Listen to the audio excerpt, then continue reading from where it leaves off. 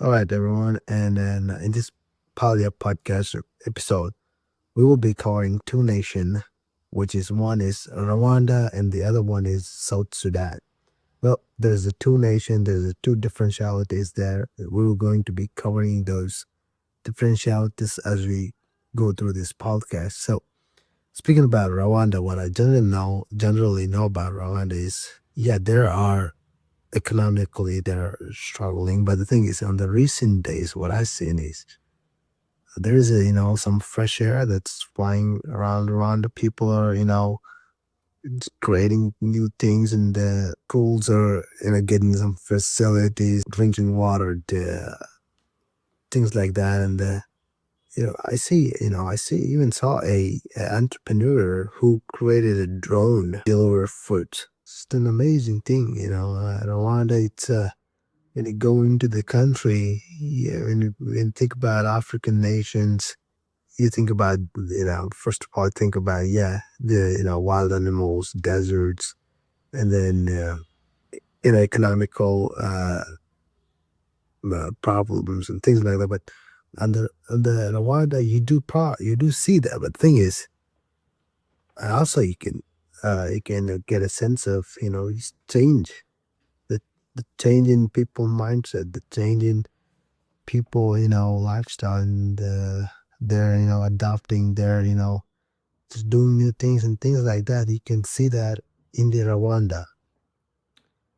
Maybe not on a large scale, but in some level, you can smell that in there. That's good for them. And the South Sudan, on the other hand, well, I may be not. I just I don't probably have a good side of the South Sudan as I would for the Rwanda. South Sudan, it's really it used to be a really not so safe country. A lot of malicious group in all of this country that they used to be active in there. They terrorist present that used to be in there. Can be a reason of the media that I consume anyways, but so Sudan can be a nation, change a nation for now. But anyway, that's what I would know about these countries when I talk about Rwanda and the South Sudan. It's what comes into the picture. But thing is, the reality can be different. So speaking about the politics of these two countries, I can say South Sudan and the Rwanda, definitely a country of UN, United Nations. South Sudan maybe, I don't know if other nations consider as it's maybe a state or not, but Rwanda I can definitely put definitely a nation of UN.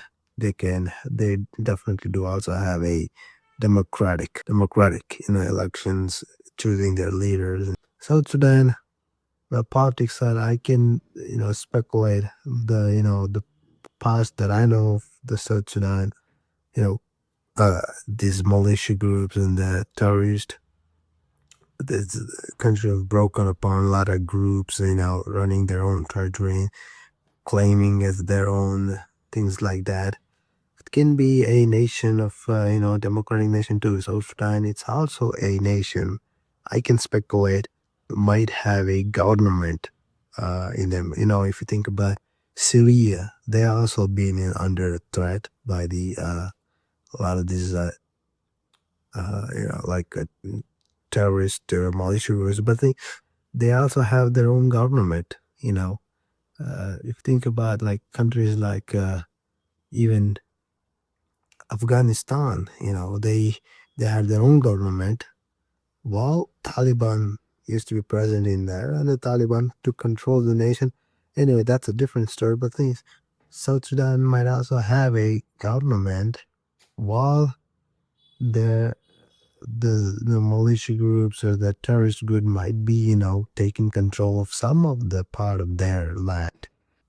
And then speaking about economy, well, South Sudan definitely, I would say, the resources to everything has to work out in order to, economic to work.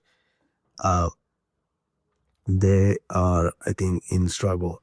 South Sudan, no, either the Rwanda on the economically starvation in some level that maybe exist in these countries.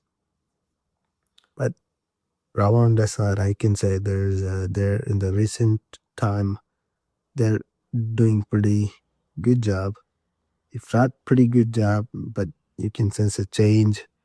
Uh, I think their education system, I think they're also changing, they're advancing and everything. So in the future, Rwanda might, maybe a very different, way different country than what do you picture now. And then speaking about the social culture wise, well, Rwanda might be country focused on, education, maybe getting good education and people entrepreneurs and all of that. They may be scratching their head into figuring out, I guess, social cultural. But they also, in some part you can see tribes, people, you can see, poverty and all of that. But the thing is, they're a country of, Africa, and they share, they similarly shares the culture as, other nations like Nigeria or the, you know, other nations of African continent. But on the South Sudan side, though, they have this, past, right? It can be present now, but the past of what, if you ask? It's militia groups, people, young people getting the gun and then fighting for these groups and then things like that. So some of the culture might exist now. Young people might be taking gun and going after, joining the some of the terrorist group and working for them. And I don't hear a lot of that, nowadays. It can be not so much in the South Sudan. They're probably also focusing on developing their nation too. So, social culture wise, yeah, that's, I can speculate. Culture wise, I don't think, these countries are focusing more because they're not being posed a serious threat by the neighboring countries at now. But if you think about Taiwan would literally have to focus more on the military side. They have to beef their military because if they don't, China would gonna swallow them, right? And we are Indians. We have to beefing our military because we have this threat, right? At the top, China, and then the Pakistan. So we share borders with them. So we have to care our military. We have to fund. And these countries, Rwanda and South Sudan, I don't think of it. They may have a external threat, but I can name of them, unfortunately, and then therefore I can think of. They've been putting more resource, putting more in a budget or in advancing their military side. So, well, that's all I got for now. I would say on the Rwanda side, I definitely would gonna say visit the nation. Definitely, you will get a sense of change. They're getting a sense of people getting advice and things like that. We're definitely gonna experience that.